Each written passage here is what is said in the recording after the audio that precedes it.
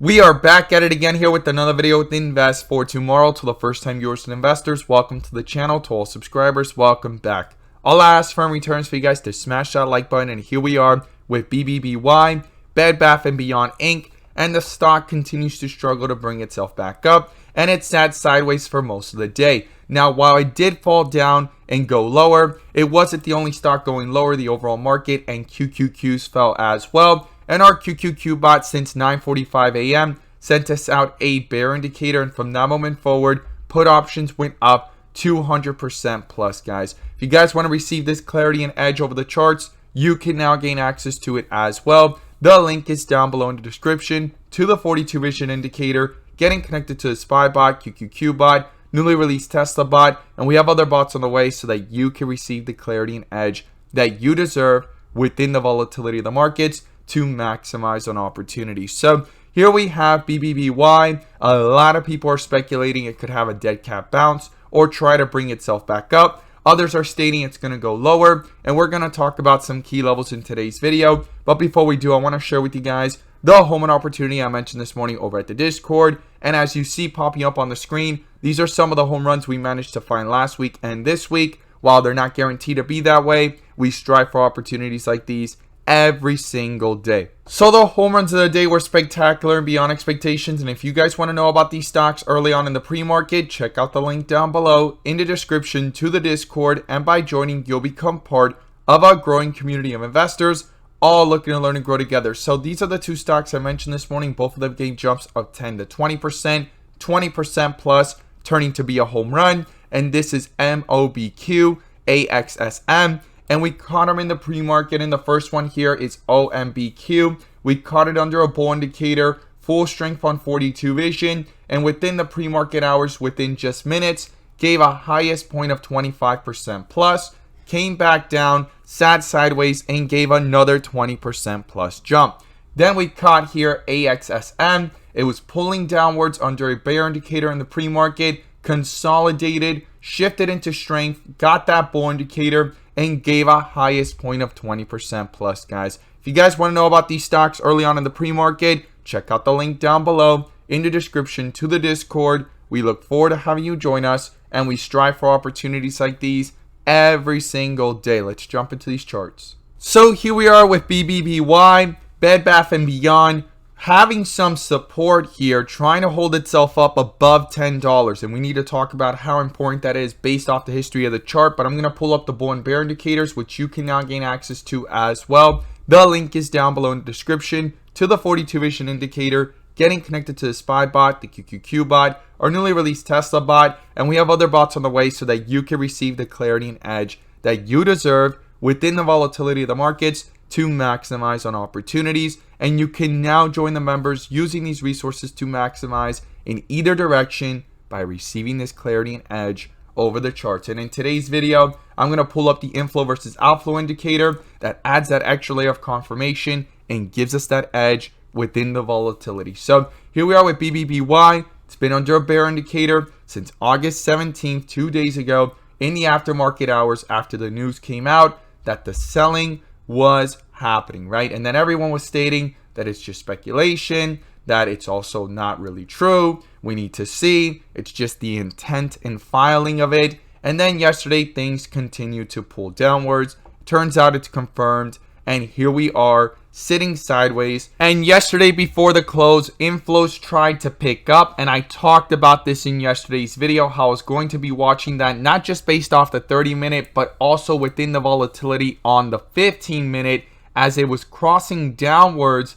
And if it brought itself back up, if it rejected, and it did, it actually stayed below it for most of the day, crossed it significantly here at around 12. And then things popped up a little bit. It was a fake out, and things crossed right back down and we're below it again. And that's why the stock has been sitting sideways. The only reason why the overall stock has not been collapsing very fast to the downside, as a lot of people were anticipating for this to continue to go lower towards $5, $9, $8, is because of the fact that the outflows were very dominant yesterday. You could see it there. And then inflow started to pick up. So somebody was buying up this dip. That's why things were brought right back up towards the midpoint. Now, we're below it again, and that's why things are not moving very quickly. So what is it that I'm watching going into next week? And is it really true, right? Not financial advice, what people are stating. I'm just going based off the comments I see in my videos and what I'm seeing in different forums,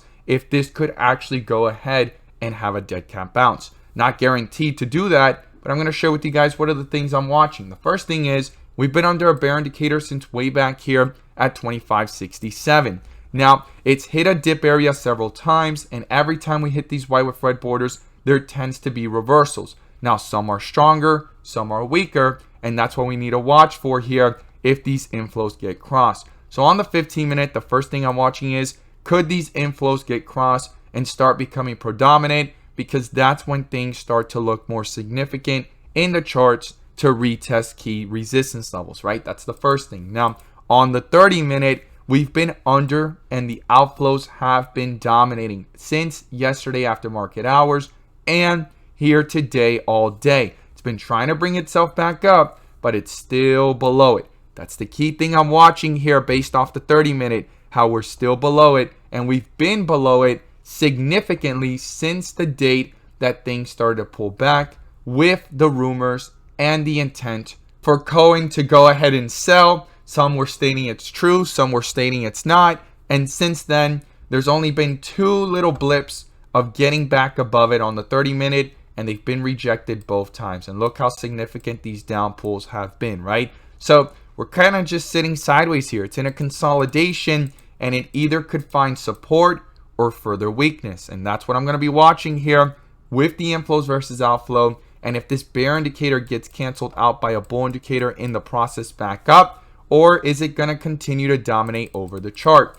Now, on the first day that things started to pull back, on the 17th, I made a video and I talked about how the 4-hour could actually start to turn out. And if it became dominant, it was going to affect the overall chart. And here it is. We were looking for these transitions on 42 vision if this bull indicator got canceled by a bear indicator. And the other thing I mapped out, if you look at the video, I drew the same exact line to the downside if this whole entire outflow continued, and where it was going to become dominant and very weak on the charts was once it got crossed. And this whole time to the downside, it was holding itself up and it was trying to stay above $16-15, and then these outflows got crossed between yesterday in the aftermarket hours and today in the pre-market, and things just collapsed right back down for where they actually consolidated before they took off to almost $30, right? So it was very, very important.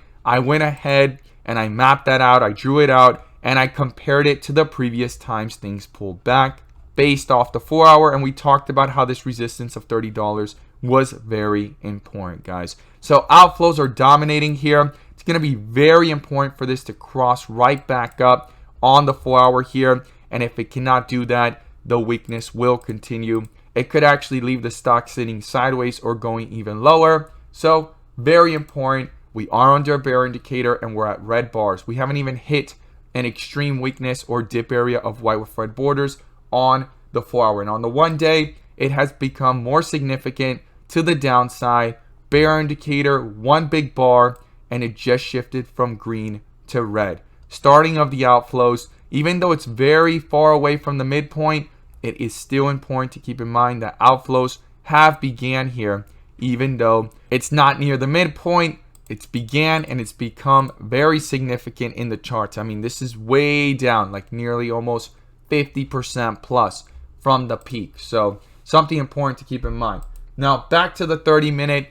The first support level I'm watching is down here at around 886, 880 range. Super important to keep those numbers in mind. To the downside, that is the first support I'm watching. We would look at lower levels if it goes lower, but to the upside, the first resistance level is 1250, and above that will be the highs here before the close yesterday of 1880.